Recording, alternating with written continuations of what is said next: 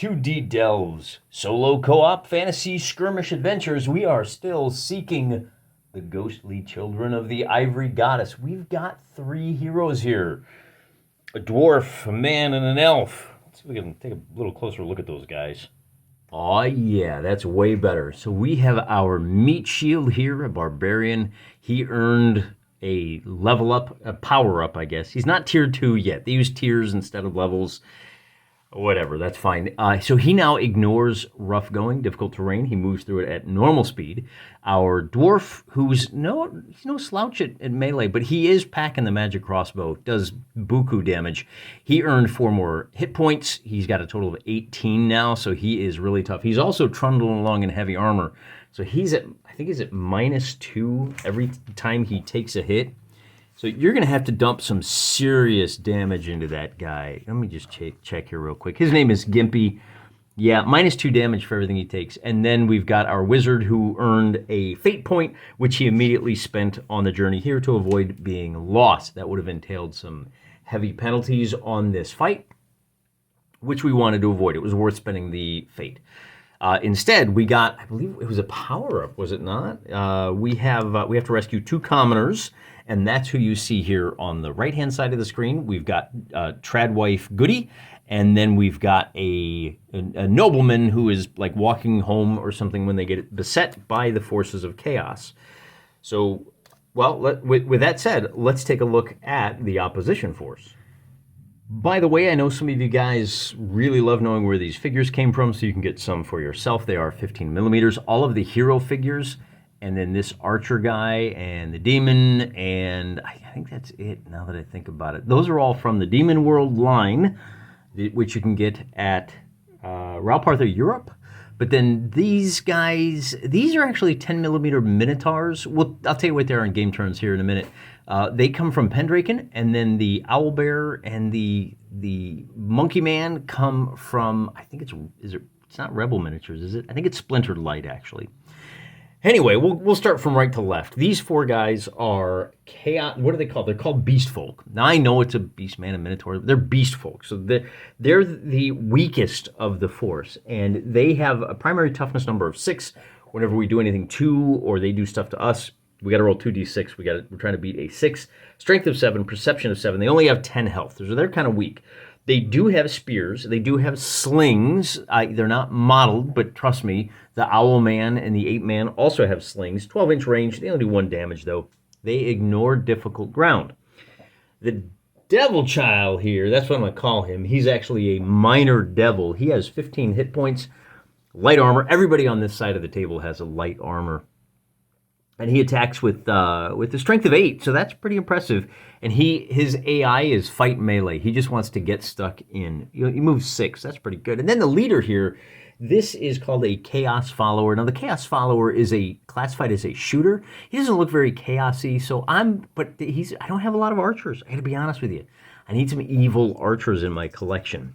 He is his role is fighter and shoot, so he's typically going to hang back and plink away with the +2 damage. Now he does have a blade, so he's not exactly a slouch. And then he does a random charge movement. Normally you charge 3 inches in addition to your normal movement. He charges d6 +1, so usually going to be more than 3, but sometimes less. And again, he's not going to charge, really. I don't know why we do charge if his nature is for shooty, because I don't know what it takes to make them charge.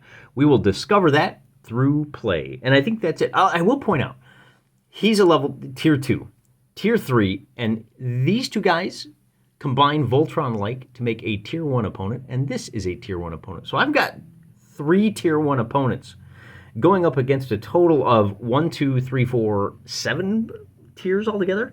I don't know how well this is going to work. Not only that, I only get 2 turns of daylight before night falls, and I have to start thinking about lights. So this might be a little bit tricky. Certainly trickier than rescuing those farmers in the caravanserai out in the desert, as we saw 2 episodes ago. It must be time for the Law and Order style shaky cam. Not a lot of rough ground on this setup. It's supposed to be a city. I've got like a really tight village with a lot of terrain. The pasture here for the cows, and the pig pen up there, everything inside the walls is rough ground, as is these fields here. These are deep ruts and trenches. We'll call the cemetery difficult ground as well. Everything else blocks line of sight. The walls cost 1 inch of movement. It costs 2 inches of movement to move 1 inch, and then basically everything else is just blocks line of sight. I don't know why these guys are still hooked up to the wagons, but it adds a little bit more interest to the scene. Now, I've already placed, so we're supposed to put our heroes down first, but I went ahead, and then it says array the enemies 6 inches out from the defensive perimeter. I've already put Owlbear, Minotaur, Ape Boy. They're 6 inches out off the diagonals. I'm going to roll randomly for where the Chaos Guy and the Devil come on. But before I do that, I'm actually supposed to put my figures down first. I'm going to drop my Dwarf down in one area and the Wizard and the Barbarian in another. And to figure out where they come on, I'm going to roll this twice. So the Dwarf comes on to the southwest, and the Barbarian and the Spellcaster, oh, I have to re-roll that because they can't come on in the same area. And this is important. All right, so southwest and northeast. That's not great. We need to get these two villagers off the table in one of those two directions. I think we got to try and hustle them this way, but it's all going to depend on where the big bads show up. You're supposed to put them on a random table edge. Since I rolled the corner for both of them, I put them in just like an inch or so. That's close enough. They've got a long ways to go, particularly the dwarf who only moves 4 inches.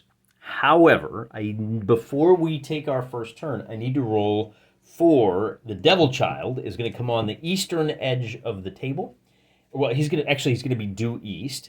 And then the Chaos Guy is also going to be coming in from the east. So, yeah, I think that pretty well forces our hand. 6 inches is about right here, and I've got a ruler here. What are you talking about, Mr. Wargaming? That's the 6 inches right there. So the two big bads are gonna be right there behind the church, and I always love a game where I can drop the church down. Hard as it may be to believe, I think I've got everybody but the dwarf. I'm going to just randomly pick one of these initiative chips for the dwarf, and I'll show that to you first. So he's going to go number 7. I drop it right next to him. And then I'll do my other two heroes. So for the, let me do a redraw. For the Barbarian, and I don't think I'll show you every time. Just keep, oh boy, he goes last. That's great. And then my Wizard is going to go number 6. And because I have 2 commoners. Now, you're supposed to break them into 2 groups. Since I only have 2, I'm going to draw 1 for each. And since they have the same stats, it doesn't really matter. I'm just going to draw 2 and drop them down. We get a 4 and a 5. And, man, this is not looking good for our boys. The dark forces are going to be closing in. And I've got, how many? I think I only have I might not have enough of these now. Big guy, this guy, and then I've got 1, 2, 3, yeah, and I'm missing one. I need number 11. So number 11 will be the last one to drop. I need to kill somebody quick, okay? So this Minotaur is going to be going last altogether. We do things in order, and remember our shooty guys follow a different AI. Shooters will always seek cover and take the shot. You have a 360-degree awareness. That means our shooty cultist has a straight line of sight to the Wizard right over here. He has a dexterity of 7, a perception of 7. Use perception for shooting. He's going to be shooting at a guy that is within 12 inches. I've got a 12-inch ruler right here, so it's just barely within 12 inches. Shooting into cover gives our Wizard a +1. The Wizard has a dexterity of +1. That means the difficulty for making this save is going to be not a 7, but a 5. And with a 5, we have succeeded, and that shot is missed. Our first initiative is over. We have an Owlbear over here. You can't even see him, but he has that standard creature movement of 5 inches. So he will be, not creature, the Beast Boys. He ignores terrain, and he's going to move the full 5 inches to right there. He gets close. Now, even if he wanted to, you can't see him, so he moved up to right there. Even if he wanted to, he can't get in there on turn number 1. That means it is the big boy's turn, and this devil, again, has the 360 awareness. He's going to say, what? Is somebody coming at me? Well, I know what to do about that. I am going to charge into combat, and he has a total movement of 6, which will put him right about there. And that is it for him. The game moves really quick. Now our commoners get to go. And remember, they're right smack in the in here. And so what we're going to do is we're going to move, they have to stay in there. They can't move until turn 2. So I don't even know why I gave him these. That was kind of a waste of time. Unless they think there's a chance of being rescued. Activation number 6 is our wizard. So we can come back to here. And he has an opportunity to slide over here. Oh, Biscotti's getting flappy. So we're going to slide over to there, and we're going to take the shot. He's got some pretty impressive boom spells. Although, come to think of it, he can move a total of 7 inches. So he might as well move the 6 inches, jump over this, and remember he ignores difficult terrain. So if he stops right here, he's actually not going to have line of sight to the big guy. He will, however, have line of sight to that chaos follower who's hiding right behind this tree. I don't have a good angle for it. Take my word for it. Now he's going to level that blast. He needs an 8 or better to do 4 points of damage, which I think is not modified by armor. The guy that he's shooting at, the cultist, has, well, you know what? It doesn't matter because this is just a spell. He needs an 8 or better to succeed. He's got an intelligence of 2, meaning he only needs a 6 or better. Now, I could power up. Because I'm going to try to get a 7. And if I do 7, then I do 2 extra points of damage, 6 damage. I think I like that plan. I'm looking for a 7 on this roll. A 3's not going to do it. He has failed, and that means not only does he miss, does he blast the tree instead, from here on out, he has an additional -1 on all of his spellcasting rolls. That was number 7, and now, so that was initiative order number 6, excuse me. And now things get a little tricky. Our dwarf is over here. He activates on initiative number 7. He has a magic crossbow that lets him do this.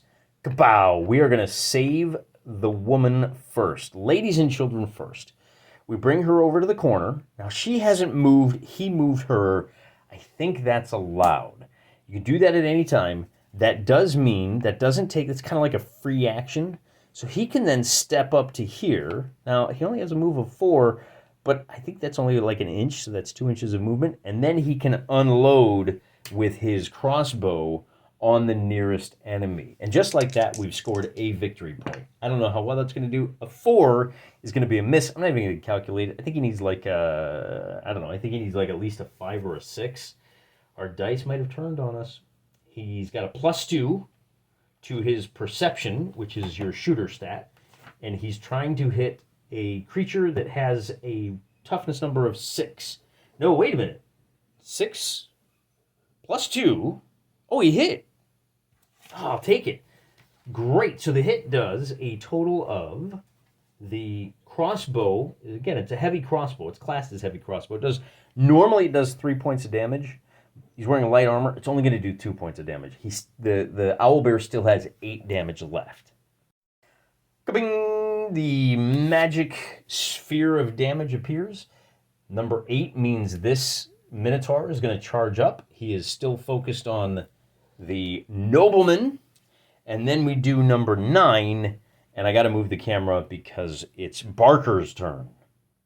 Back over here, Barker is going to go one-on-one against the devil. Now, Barker only moves 5 inches. Oh, but he gets the +3 for his charge, and that means on this turn, he is going to be at a total of +1 on his attack roll. He gets a total of +3, that means, for his attack roll. He rolls a total of 10, and he's going up against a demon that has a total dodge of 7. So he does 3 points of damage because he beat the toughness number. And then so 3 for that. He is swinging a great big hog, and that is going to do 4 damage. Plus, I think there's something else in here. He's got mighty attack. So he does a total of 8 damage to the big guy. Or he would, but the demon has light armor equivalent. So he only takes 7 damage. That's still pretty impressive.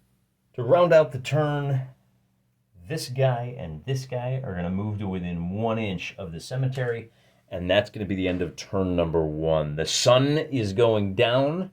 We've got 1 more turn, and then we need light sources, or all of my die rolls are going to be at disadvantage, basically. We roll 3d6 instead of 2, and we drop the lowest.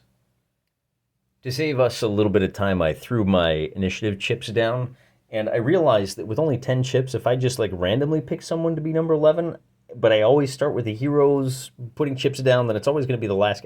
Look, just to make it a little simpler, I just said, look, for the commoners, I'm just going to put 1 chip down, and believe it or not, I got number 1. So the commoners have to go first. And the good news is that means the trad wife makes it off the table. The bad news is that the nobleman can only make it to right here. He rushes to the hero trying to find Succor, Succor, and so that's really about all he can do. Now that takes us back to here where our barbarian gets to make a second attack. And again, we roll the 2d6, and this time he rolls a 4, which we add his strength. 4, 5, 6. That's not going to be enough. Without the charge, he doesn't do any damage. He is done. Number 3 is going to be Mr. Dwarf. So we'll spin back around and we'll take a look at him. He is still in the cemetery, and he only did 2 points of damage to this guy. I kind of think we're going to shoot at him again. I don't think it's going to go well for Mr. Dwarf. So we take the shot, and this time, scoring a number 8, plus 2 is a 10, and the Beast Boys don't have great dexterity. Compare the 10 to their dex, and with a dexterity of 6, we're going to do 4 points of damage, plus the 3 for the heavy. That takes him to 9. He is still alive, and that's going to hurt when they get to activate. In fact, they get to activate right now. This bad guy is going to charge and come into contact with the dwarf. Now, the dwarf is behind a defensive position, so what we're going to do is give him another +1. That will be negated because the beast guy charged into combat. Gimpy only has a dexterity of 1. The beast guy has a strength of, is it 7? Beast guys have a strength of 7. So 7 +1 for the charge, -1 for the wall, means we have to score a 7 on 2d6, but we get to add 1 for our dexterity. So we are looking for a 6 or better. We get a 4, which means we failed by 2. He's going to take 2 points of damage, but he has heavy armor, which negates 2 points of damage, so he doesn't take any damage, but he did get hit. And that's going to be a problem because this beast guy is going to move. Now, if he vaults the wall, we move him in a straight line. Oh, plus the charge. He goes directly into contact with our commoner, and so that's number 5. And then I guess I'm going to be rolling different dice. So he makes his attack. He gets a total of 8, and the commoner does not have great skills.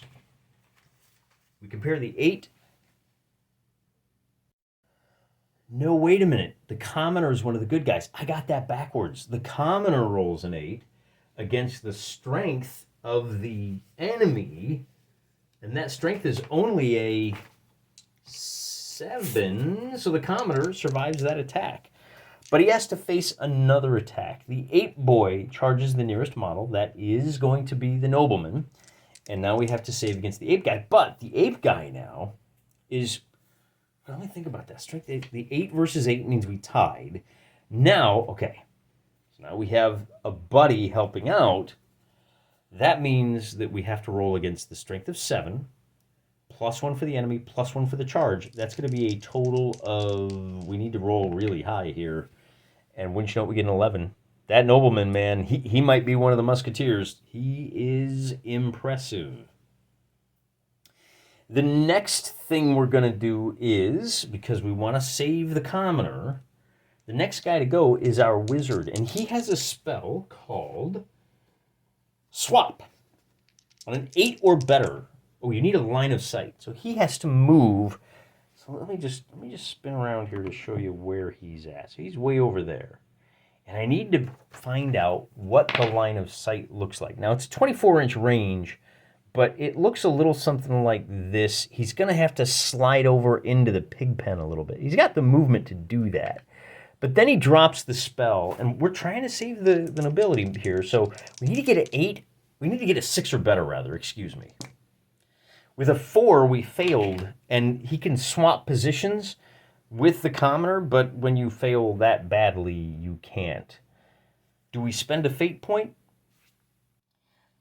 I'm tempted to spend the fate point. The problem is you have to do that before the attack because it gives you advantage.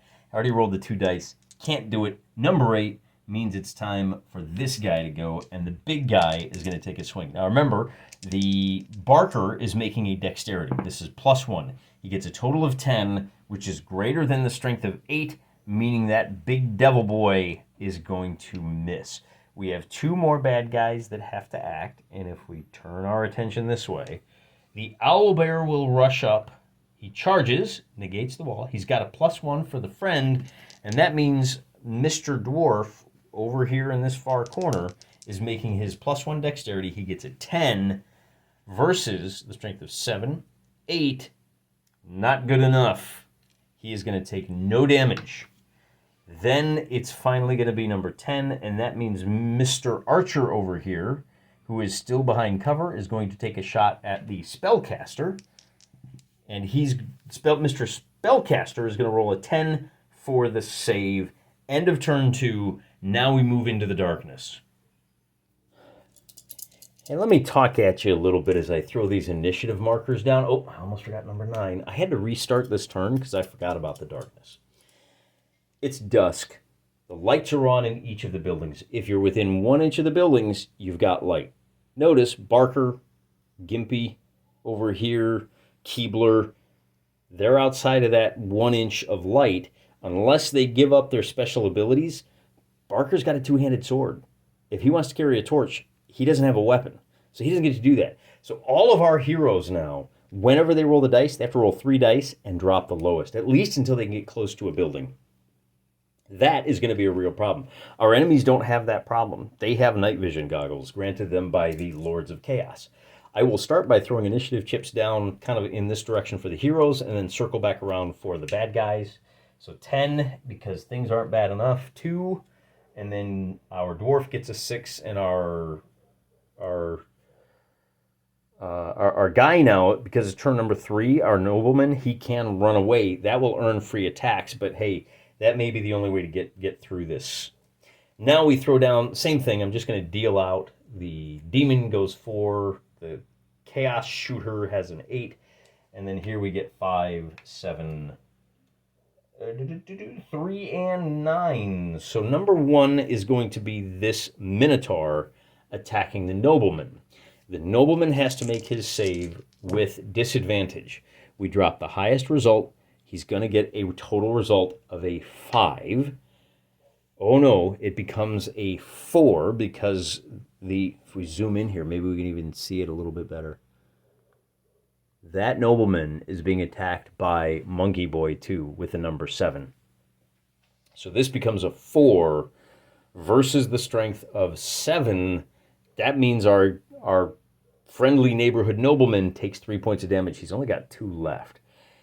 That's not... Oh, wait. I did. You know what? I did it wrong, though. The nobleman gets to go first. So that's his first attack. The second guy, he's going to roll a 7 for his save. I don't know if you can see that. I'll just slide him over. So, but again, because of the... Well, it's dropped the highest, right? So it only gets worse from there. He's actually going to get a 6. -1 because of the friend. So he gets a total result of a 5. That does 2 more points of damage. As he's trying to escape, he is going to fall down and he is dead. So we failed one of those. Now we have to escape. We got to get off the table. That's the order of the day for our heroes. The nobleman is gone. And now we switch over to number 2. And that is our wizard over here who's going to take a blastum approach at the leader over here. I gotta roll with the disadvantage, right? We're still gonna be dropping the highest result of a 3. He needs an 8 to succeed. That's gonna be a failure. This is not gonna go great for us, is it? Then who's next up on the board? Number 3 is back over in the cemetery where our dwarf is holding his own now against pretty much everybody. He has to make his defense save, and he's going to get a 4. Now he's across the wall. That negates the presence of the friend. So the 4 versus, so he still gets a 4. Oh, but +1 for his dexterity. So that's a total result of 5. Oh, he's actually, maybe he's not in such bad shape after all. Because he takes 2 points of damage, but he's got the heavy armor. So that 2 points of damage becomes 0 points of damage. And he might be in a little better shape than I expected. The next figure to go will be our Demon Lord back around here, who has taken, that's actually 7 points of damage. The Demon Lord attacks the big guy, and the big guy gets a total of 10, and he weathers that attack without any problem whatsoever. He'll get his chance a little bit later. All right, now we can kind of pause over here for a little bit. Number 6 is Gimpy, and Gimpy says, I've got 2 guys fighting me. I really need to get out of here. I'm going to go ahead and take the hit from the 2 guys that are attacking me, and I'm going to vault this wall and trundle 3 inches further away. Maybe he can get over to here and limit the number of figures that can get in contact with him. But he still needs to he's got to eat 2 attacks. And the first one, he's going to be okay. He gets a 10. The second attack, he's going to take a 6. That becomes a 7. It goes back down to a 6. He takes 1 point of damage. The armor saves him, and now he can move an additional, because he's not attacking himself, he can move an additional 2 inches, and then we're going to run him another 1, 2, 3 to here, because if you're not taking any other actions, so he's going to kind of hoof it around the house there. We're just trying to get off the table. That's really all we can do. But he's not out of the woods yet, because this guy is close enough to charge. He's number 5. He's going to get to make his whack. Look at that. We are close to the house, though. So the save will be on 2d6. And not that it did us a whole lot of good. The dice have abandoned us. We were doing great. All right, so with a 3, that becomes a 4 for the charge. Back down to a 3 because he's got a high dex. So 3 points. He's going to take 4 points of damage. And with the armor, that 4 points of damage goes to 2 points of damage. Those are the first 2 points of damage he's taken. He's only got 16 points of damage left, although that's not going to work out so great. I still think we have line of sight. We are, that's 7, 8, 9. He's going to get hit by this guy, who now has a total of gives him a total of -1 on this 2d6. It's going to be +1 for the friend, +1 for the charge, -1 for his dex, and we're rolling against a 7. We get a 6.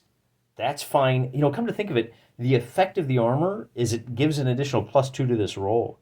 Because if you don't beat it by 2, he's not going to take those 2 points of damage, which he does not. Now, I need to do 8 and 10, but since I'm over here anyway, I'm going to bring this guy around. He does not have line of sight. He is if you want to go with a strict reading of the AI, he would move the 3, 6, 7, 8. He would actually charge the nearest visible figure is in this direction. He's going to race over towards the spellcaster. That's his plan. Okay. And the spellcaster, of course, is over there. He's still slumming it down here in the pigsty. Shed a little light on the matter over here, because now the 2 things that have to happen, we have to do number 8 and number 10. Oh, we have to do 9 as well. I forgot about that. That's this owlbear over here. This minotaur is in the same boat. He's only got 1 hit point, but he's going to be able to race for the nearest visible opponent. We got to bring the die along too. But his nearest visible opponent is this guy. So I wouldn't be surprised if our spellcaster decides to just exercise the better part of discretion on this next turn. Number 8 is the archer who's going to fire at the spellcaster. The spellcaster says, well, I will dodge with an 8. I need to get a total of, well, let's see, the perception, that's going to be at a total of the cultist. We're looking at we're trying to roll a 7 or better. We get an 8, we actually get a 9. The cultist is going to miss. He's not a very good shooter, is he?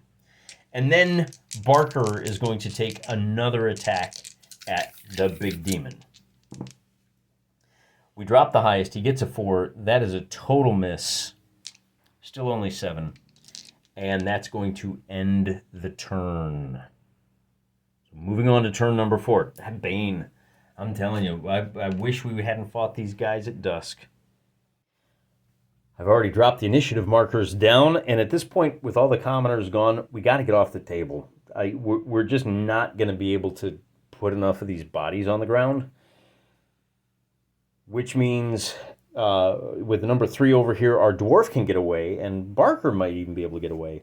Of course, the dwarf has got a movement of only 4 inches because he's wearing the heavy armor, so he's going to have to move 7 inches, puts him off the screen. There he is. See, he's just inside that passage. But he's going to have to eat 2 attacks from both of these guys that he left behind. He does not suffer Bane because he's in the light.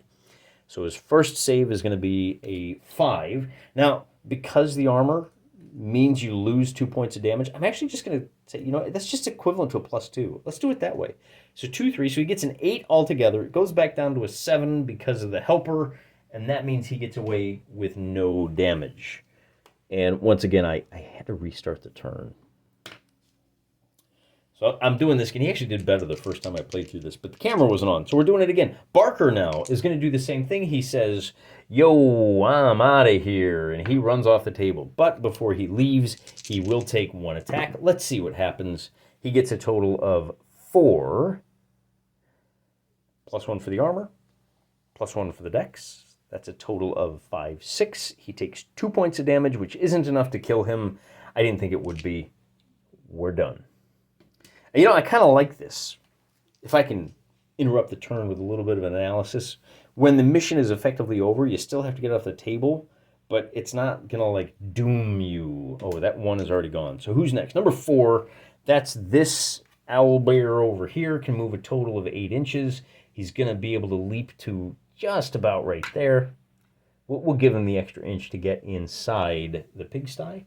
And then number 5 is going to be, no, he's 8 inches. He's just going to have to stop right there. So he'll have to spend the extra inch of movement on the next turn. And then number 6 is our shooter. We try to dodge. We lose the highest. 4, 5, anything else? 6.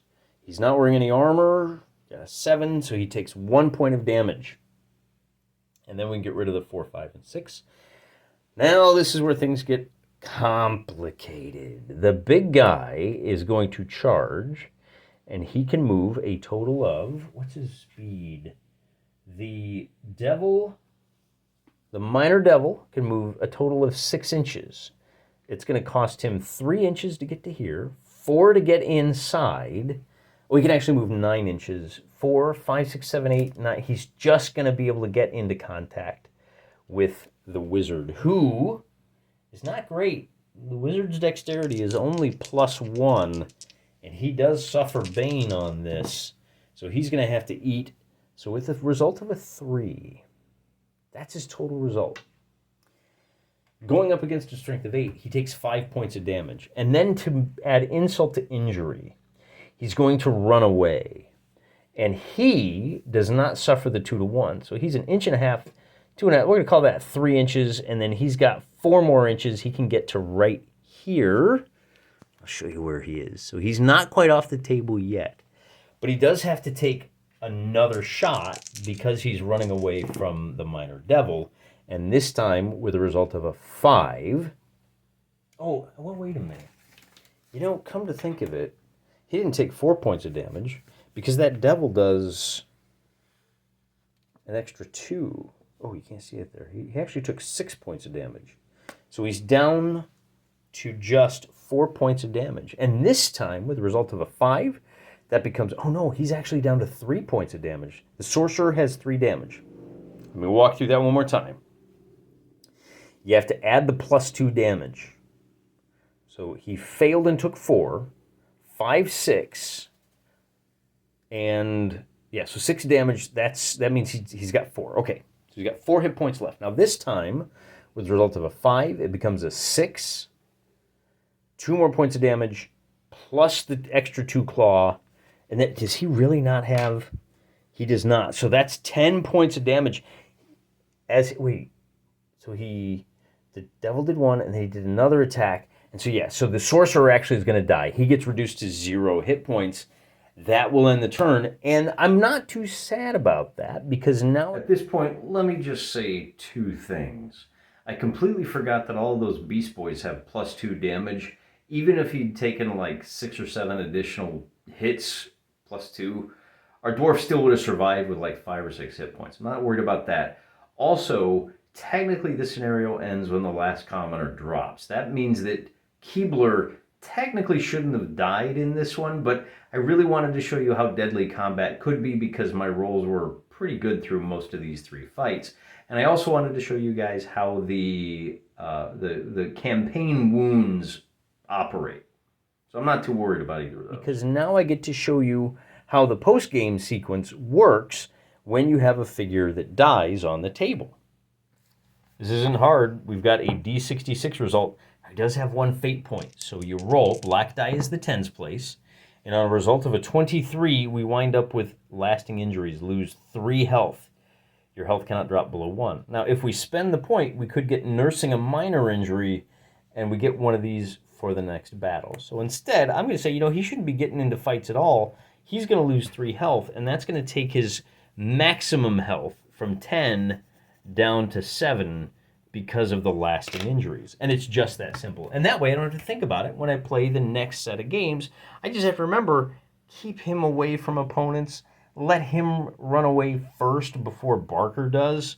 How embarrassing. Although, a Conan-esque barbarian warrior winding up an adventure with the death of a sorcerer, that's pretty on brand, isn't it? Boy, that's one of the things, that's one of the yardsticks you can measure. Does this provide the same, does it evoke the same feelings as the fiction that you read? And I think with with Conan resulting in the death of a sorcerer, I think 2D Delves does. Little hidden bonus reason to get yourself a copy of this at 4-colorstudios.com. They were kind enough to send me this review copy, which we've played 3 battles. But I think we're done. We're going to move on. We got a lot more games to play. I got a lot more stuff to show you that no one else is doing. Good stuff. Keep an eye out. Till next time, I'm praying for you.